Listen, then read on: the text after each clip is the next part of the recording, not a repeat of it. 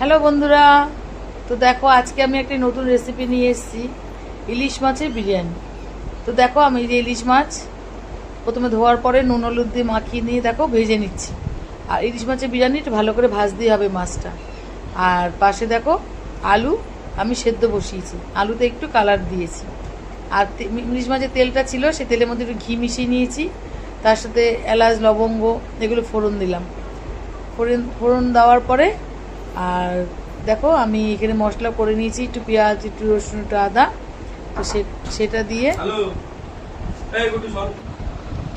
তো দেখো তার মধ্যে আমি একটু গোলমরিচের গুঁড়ো, সব রকম মশলা সব কিছু নিয়ে ভালো করে দেখো এটা কষিয়ে নিচ্ছি।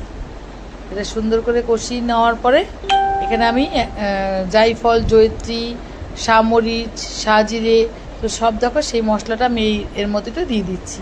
এই কষানো মশলার মধ্যে ভালো করে সুন্দর করে কষিয়ে দেখো সুন্দর করে আমি কষিয়ে নিচ্ছি। এবার দেখো এই যে মাছগুলো, তো এই মাছগুলোর মধ্যে আমি কি করব, এই যে এখানে আমি আলু দিয়েছি, আলু দিয়ে ওর মধ্যে মশলার মধ্যে আলুগুলো দিয়ে ভালো করে সুন্দর করে কষিয়ে গামলার মধ্যে রেখে দিয়েছি। আর মাছগুলো ভেজে ওর মধ্যে আলাদা করে রেখেছি। আর এখানে চাল আমি একটু কালার দিয়ে সেদ্ধ করে নিয়েছি। আর বিরিয়ানিটা আমি করবো হচ্ছে রাইস কুকারে।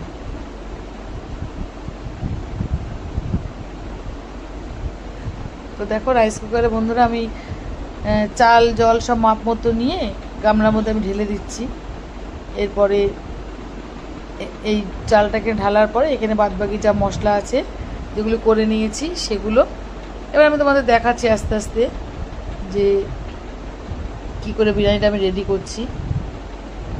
আর রাইস কুকারে বিরিয়ানি, ফ্রাইড রাইস, পোলাও খুবই সুন্দর হয়, দারুণ হয়, ভীষণ ঝরঝরা হয় আর খুব ভালো হয়। আমি রাইস কুকারে বিরিয়ানি, পোলাও, ফ্রাইড রাইস সব করি।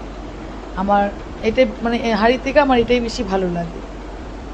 আর এটা আমি ঢেলে নিলাম, তো আমি তোমাদের দেখাইনি যে কীভাবে মাপ নিয়ে কীভাবে বসাতে হয়, তো সেটা তোমার দেখিয়ে নেবো। এই দেখো চালটা আমি নিচ্ছি মাপ মতো।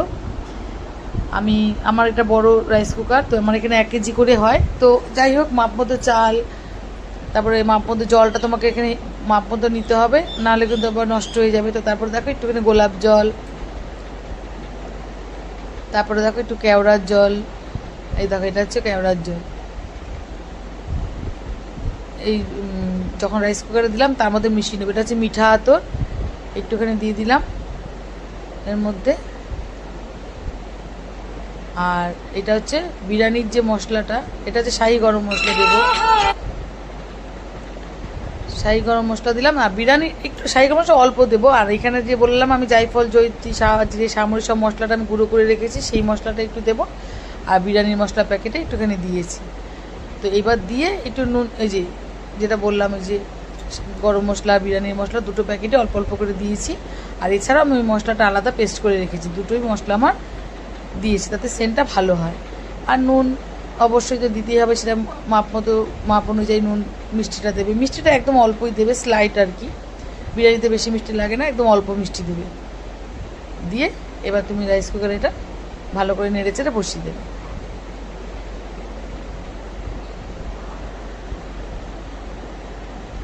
এবার বসিয়ে দিয়ে আমি অন করে দিলাম। দেখতে পাচ্ছ বন্ধুরা,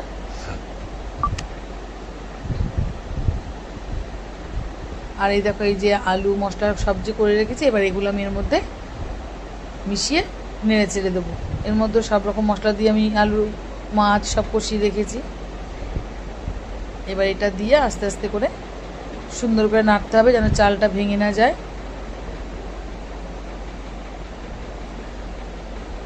আর বারান্দাটা এতটাই রোদ না, ওই জন্য একটু আবঝা আবঝা এসছি, পড়াতে ডাইনিংটা খুব রোদ পড়ছিল। যাই হোক এই দিয়ে তোমরা একটু ভালো করে সুন্দর করে নেড়ে চেড়ে নেবে, মানে আমি এইভাবেই করি বিরিয়ানি। আর দারুণ সুন্দর হয়েছে দেখতে বিরিয়ানিটা, তোমরা শেষে দেখতেই পাবে, সব শেষে পুরো কমপ্লিট করে দেখানো হবে বিরিয়ানিটা। আর এটার মধ্যে তো ঘি তেল মেশানোই আছে।